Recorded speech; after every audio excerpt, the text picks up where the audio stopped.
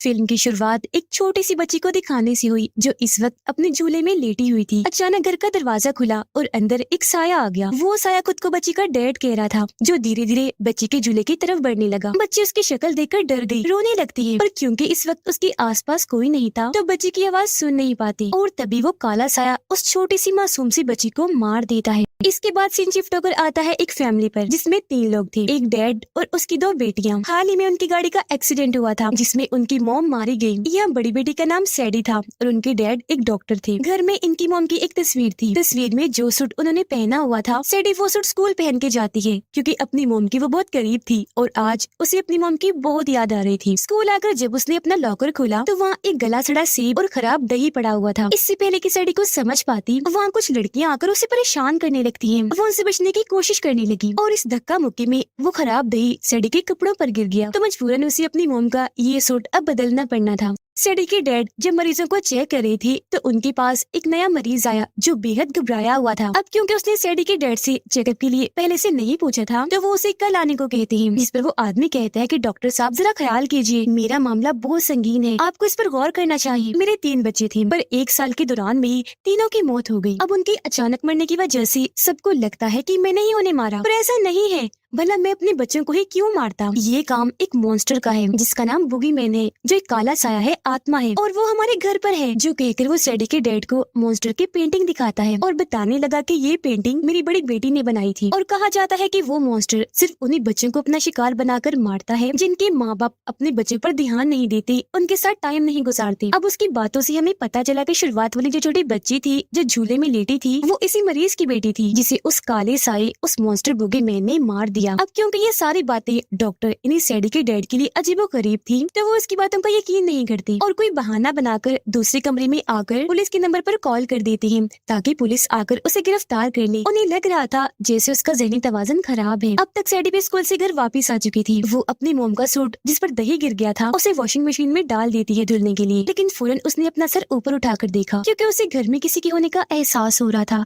अजीब सी आवाजें सुनाई दे रही थी। आवाजों का पीछा करते करते वो एक अलमारी के पास आ गई। थोड़ी सी घबराई भी हुई थी क्योंकि हर तरफ अंधेरा छाया हुआ था, कुछ दिख नहीं रहा था। उसे लगा कि अलमारी में कोई है, इसीलिए उसने अलमारी का दरवाजा खोल दिया, लेकिन अंदर से लाल रंग निकला। वो सोचती है कि जरूर ये खून है, लेकिन वो खून नहीं, लाल रंग ही था जिसका डब्बा वहाँ गिर गया था। इस बात को समझते ही उसने जैसे अलमारी का दरवाजा बंद किया तो उसके होश उड़ गए। जोर से वो चीख मार देती है क्योंकि किसी ने उस मरीज को मार दिया था जिसकी लाश वहाँ पर लटकी हुई थी। आवाज सुनकर उसके डैड भी आ गए जो इस पूरे मामले को संभालते हैं। खैर इस हादसे को कुछ दिन गुजर गए। एक दिन सैडी अपने डैड को कहने लगी कि क्योंकि आप डॉक्टर हैं तो मुझे आपसे अपनी मोम के बारे में बात करनी है। इस पर उसके डैड ने मना कर दिया, ये कहते हुए कि नहीं, मैं तुम्हारे मोम के बारे में कोई बात नहीं करना चाहता। अगर तुम्हें कोई बात करनी ही है तो अपनी फीमेल डॉक्टर से करो। दरअसल वो इनकी फैमिली डॉक्टर थी जो सैडी और उसकी बहन का इलाज कर रही थी क्योंकि अक्सर उनके साथ अजीबोगरीब होता रहता था। अब यहाँ सैडी के डैड हालांकि खुद एक डॉक्टर थे पर इलाज किसी और डॉक्टर से करवा रही थी, जिससे साफ जाहिर था कि उन्होंने भी अपनी बेटियों से दूरियां बना ली हैं। वो भी इन पर ध्यान नहीं देते।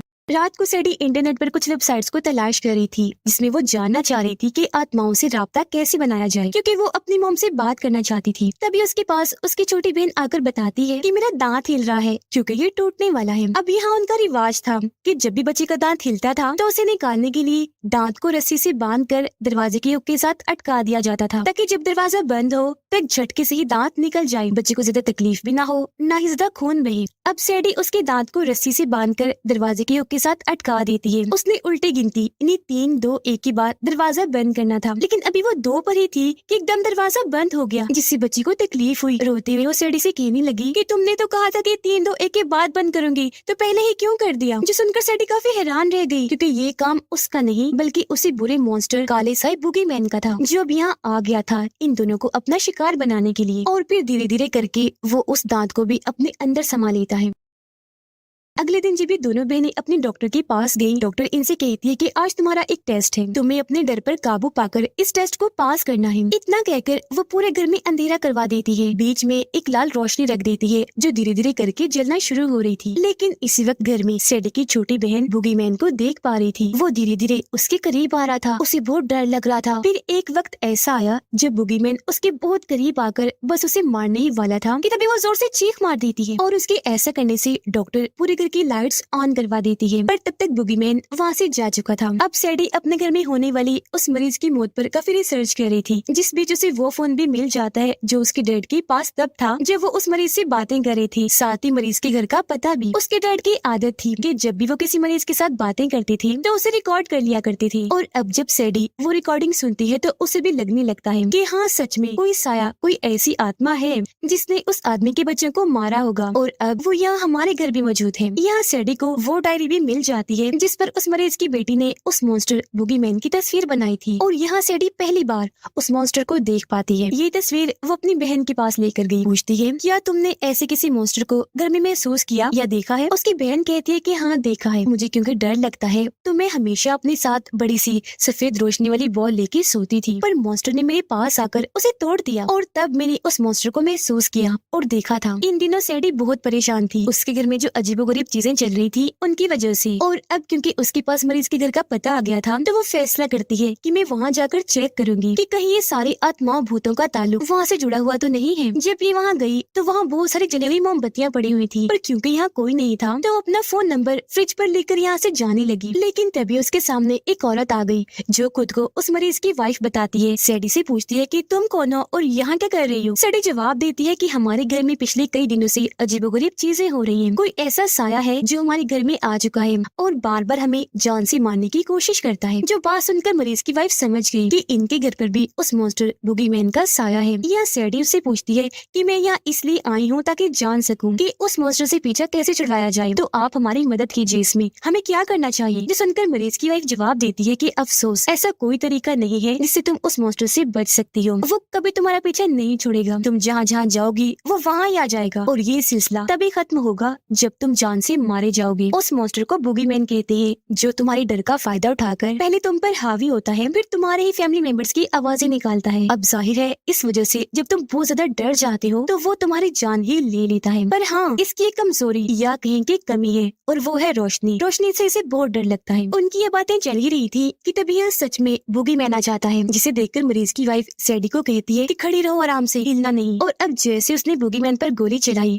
मौका पाकर सैडी यहाँ से भाग जाती है। वो घर आ गई। काफी दिन गुजर जाने के बाद मॉन्स्टर इन्हें परेशान करना नहीं छोड़ता। कभी वो सैडी को परेशान करता है तो कभी उसकी बहन को। अब उसके डैड आकर कहते हैं, सैडी तुम्हारी मॉम का सामान बेचने का वक्त आ गया है, जिस पर वो ऐसा करने से मना कर देती है और अपनी मॉम का सारा सामान बेसमेंट में रखने के लिए आ गई, जहाँ उसे अपनी मॉम का लाइटर, सिगरेट और कुछ नशा मिलता है। काफी टाइम से क्योंकि सैडी परेशान थी तो उसका मूड ठीक करने के लिए उसकी दोस्तें कहती है कि सैडी क्यों ना आज रात हम पार्टी करें जिसमें हम खूब इंजॉय और मजे करेंगे, जिसके लिए वो मान गई। जैसे ही रात हुई उसकी सारी दोस्ती तैयार होकर पार्टी में आ जाती है। अब काफी देर तक तो इन्होंने खूब मजे किए, पर कुछ देर के बाद जब ये बोर होने लगे तो सैडी की एक दोस्त कहने लगी कि क्या तुम्हारे पास पीने का कोई ड्रिंक, शराब वगैरह है? इस पर सैडी कहती है, पीने के लिए शराब तो नहीं, लेकिन पीने वाला नशा है जिसे अब ये सब मिलकर पीने लगते हैं। अब जब सैडी की बारी आई, उसने ये नशा लिया तो वहाँ बैठे बुगीमैन को परेशानी होने लगी। नशा लेने की वजह से सैडी की हालत खराब हो गई, इसीलिए जब वो उल्टी करने गई तो उसके मुंह से वो रस्सी से लिपटा हुआ दांत निकलता है जो उसकी बहन के मुंह से टूटा था। ये बात उसने अपने दोस्तों से छुपाई। उसकी दोस्तें कहने लगी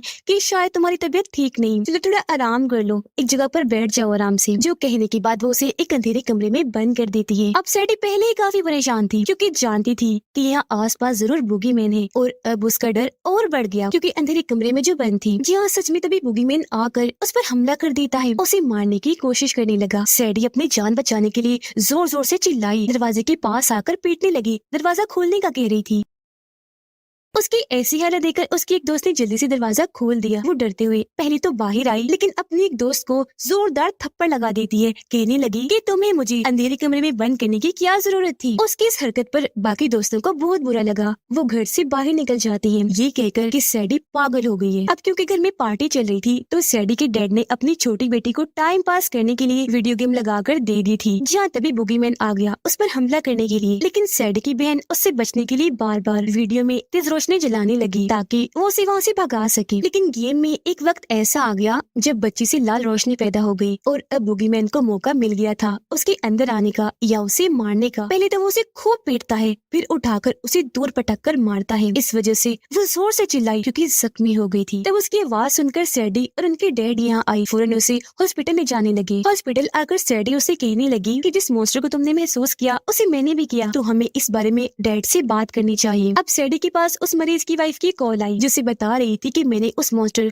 बुगीमैन को खत्म करने का रास्ता खोज निकाला है, इसमें मुझे तुम्हारी मदद चाहिए, तो जल्दी से मेरे घर आ जाओ। सैडी जब वहाँ गई तो पहले की तरह वहाँ बहुत सारी मोमबत्तियाँ जली हुई पड़ी थी। सैडी उसे कहती है कि मैं अब आ गई हूँ, तो बताओ कैसे खत्म करना है उस मॉन्स्टर को। पर उसकी इस बात का जवाब दिए बगैर वो सैडी को जबरदस्ती पकड़कर उसके हाथ पाँव बांध देती है, जिसके बाद एक अंधेरे कमरे में पटक कर कहती है कि तुम हो उसे मारने का जरिया, फिलहाल माफ करना, उसे खत्म करने के लिए तुम्हें चारा बनाने के अलावा मेरे पास और कोई रास्ता नहीं था। अपने चारे को देखकर बुगीमैन हमला करने के लिए जरूर आएगा। जैसे ही जमीन पर पड़ी रस्सी से टकराएगा, गन से बहुत सारी गोलियां निकलेंगी और वो मारा जाएगा। खुद को खतरे में देखकर सैडी पहले तो काफी रोती है, पर सोचने लगी कि अगर उस मॉन्स्टर को आज खत्म ना किया तो वो हमेशा के लिए हमारे पीछे पड़ जाएगा और जान लेकर ही दम लेगा। तो वो भी चुपचाप उसका इंतजार करने लगती है। कुछ ही देर में यह बुगीमैन आ ही गया। हालांकि उसे पता चल चुका था कि मुझे खत्म करने के लिए ट्रैप जाल बिछा दिया गया है, लेकिन फिर भी वो इतना भूखा था कि अपने चारे सैडी को खाने के लिए आगे बढ़ा। लेकिन जब उसका पैर रस्सी से टकराया तो एक साथ उस पर बहुत सारी गोलियां चलने लगी। इतनी ही देर में यह मरीज की वाइफ आ गई। मजीद उसे कमजोर करने के लिए वो भी 2-3 गोलियां उस पर चला देती है, लेकिन क्योंकि वो एक साया था तो उसे खत्म करने के लिए सिर्फ ये गोलियां ही काफी नहीं थी। अचानक वो मरीज की वाइफ के पास आया, हमला करके उसे चांद से मार डालता है, जिस बीच मौका पाकर सैडी यहाँ से भाग जाती है। सीता अपने डैड को कॉल करती है, रो रो कर कहने लगी कि कहाँ हो आप लोग, घर तो नहीं पहुँचे, क्योंकि घर में वो मॉन्स्टर उन्हें मारने के लिए आ चुका था। लेकिन सिग्नल्स न आने की वजह से उसकी डैड सैडी से ठीक से बात नहीं कर पाती। कुछ ही देर में बुगीमैन वहाँ आकर बड़ी चालाकी से उन्हें घर के अंदर ले जाता है। सैडी जब घर आई तो देखती है कि पूरे घर में अंधेरा छाया हुआ है, सिर्फ एक अलमारी ही है जहाँ से रोशनी आ रही थी। सैडी जब अलमारी खोलकर चेक करती है तो वहाँ उसकी छोटी बहन थी, जिसने दरअसल खुद को बचाने के लिए यहाँ पर कैद किया हुआ था और लाइट जलाई हुई थी। सैडी पूछती है पापा कहाँ हैं? उसकी बहन बताने लगी वो मॉन्स्टर उन्हें बेसमेंट में ले जा चुका है। सैडी उससे कहती है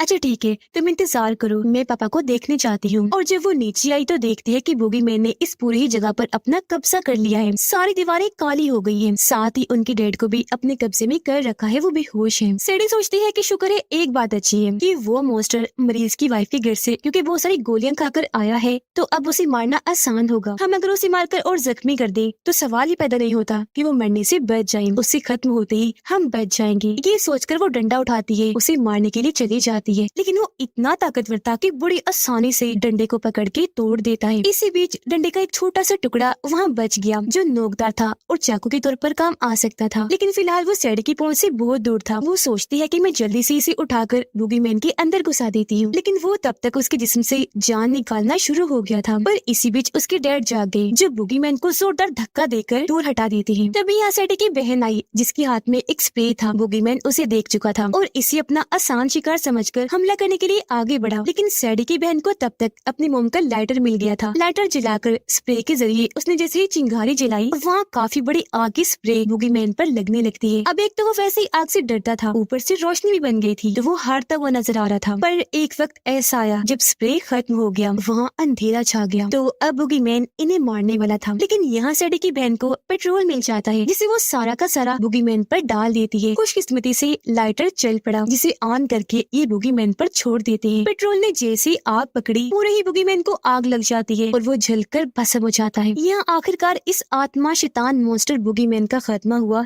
जिससे इन तीनों की जान बच गई, जिसके बाद सब कुछ नॉर्मल वापस पहले जैसा हो गया। सारे हालात की वजह से सैडी के डैड को भी समझ लग गई थी कि मुझे हर हाल में अपने बच्चों के साथ रहना चाहिए, उनका ध्यान रखना, उनके साथ वक्त गुजारना चाहिए। आज यहाँ आखिरकार वो अपनी दूरियां उनसे खत्म कर ही लेता है। लेकिन अगले दिन जब डॉक्टर के पास ये दोनों बहनें पहुंची तो सैडी को फिर से महसूस हुआ जैसे बुगीमैन अभी भी यहाँ मौजूद है। अब क्या ऐसा सच में हो सकता है कि मरने के बाद भी वो ना मरा हो, या सिर्फ ये सैडी का वहम था क्योंकि उनके दिमाग का इलाज चल रहा था? तो हो सकता है ऐसा कुछ हो ही ना। इसी सस्पेंस और सवाल के साथ ही ये मूवी इधर ही खत्म हो जाती है।